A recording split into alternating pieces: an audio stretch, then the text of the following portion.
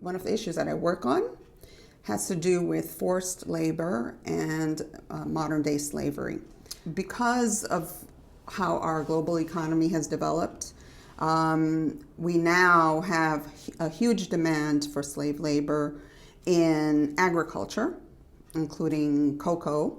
I'm sure we all love to eat chocolate, but that's actually a big sector where slave labor is needed and used. But all agriculture worldwide, we all want cheap food. We want to go to Costco and buy our food in bulk. But also there's the construction industry is a huge sector. There's manufacturing. And there are the service industries, which include any type of service, but particularly we don't think about this, domestic servants, and of course the sex industry.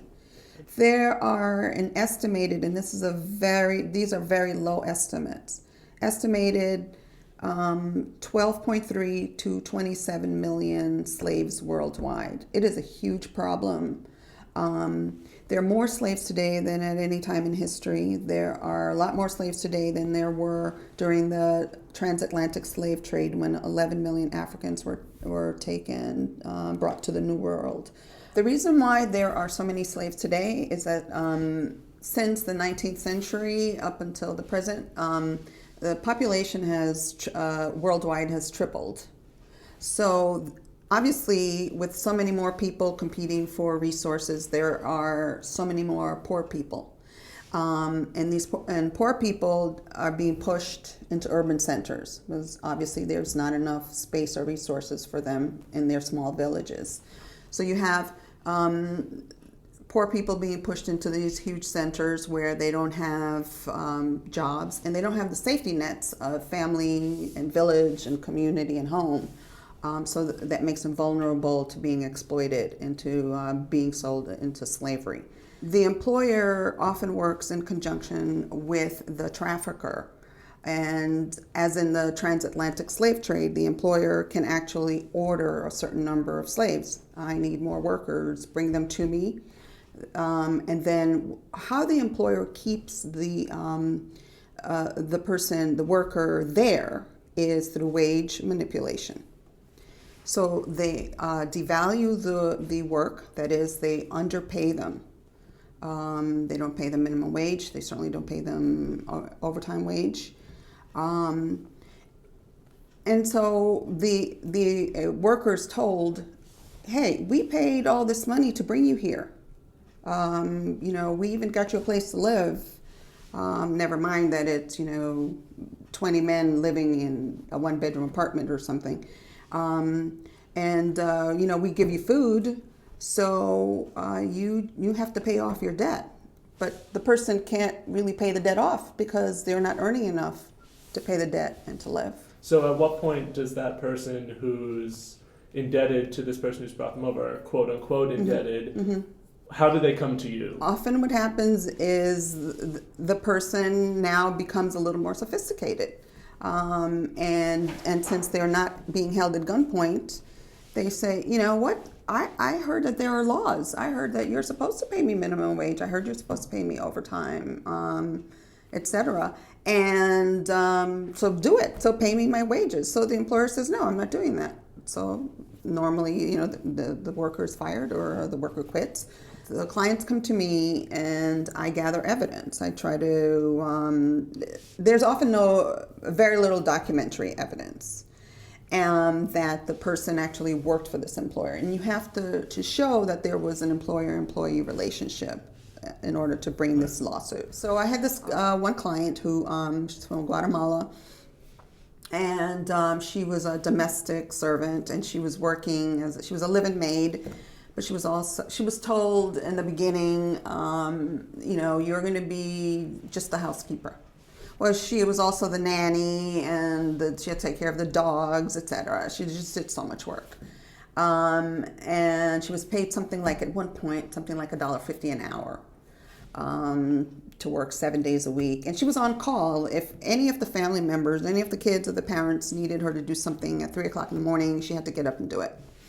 So so the employers, a very well-respected physician and his wife said, "Oh, we don't even know who this woman is. What are you talking about?"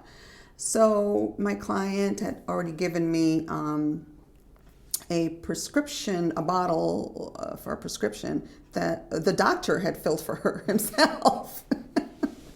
So, and then there was also a picture of my client with the family at a, before she served dinner, at some holiday dinner. And so, I called the lawyer. I said, "Listen, I got your answer, and it says that, your clients don't even know who she is. So she never worked there." So I told him what evidence I had, and he was like, "Oh, let me get back to you." So they settled the case. So if we get over the hurdle of, that we can prove that they work there, we can use testimony from other people if the employer denies it. So that's also another way to do it. Are these people then criminally prosecuted? No, because governments worldwide don't look at slavery as a serious issue. And does that hold for the people who employ them and the people who brought them here? Yes. Yes. I mean, there are very few prosecutions, even in the United States, and certainly not in other countries. What governments have to do to end slavery is, one, they have to strengthen their labor frameworks. They have to update their labor laws to not just say slavery is illegal, because slavery is illegal everywhere on earth, but to say specifically, these are the things that employers cannot do. Specifically, these are the things that recruiters cannot do. Recruiters have to be licensed. You can't just decide that you can import people. If the government becomes involved in terms of updating and enforcing its own labor laws, that I think would go a long way towards just letting slave masters and traffickers do whatever they want. I think that if the different governments all over the world, if they say to corporations from wherever, they don't have to be from the U.S., they could be from Europe, anywhere. Yes, you can do business in our country, but you have to pay fair wages. And we as a government have the right to enforce our labor laws and also to conduct random, unannounced inspections of your factories. If governments do that, then I think that corporations will not just be able to go in there and work with the local corrupt officials to keep people in slave labor or slave-like conditions.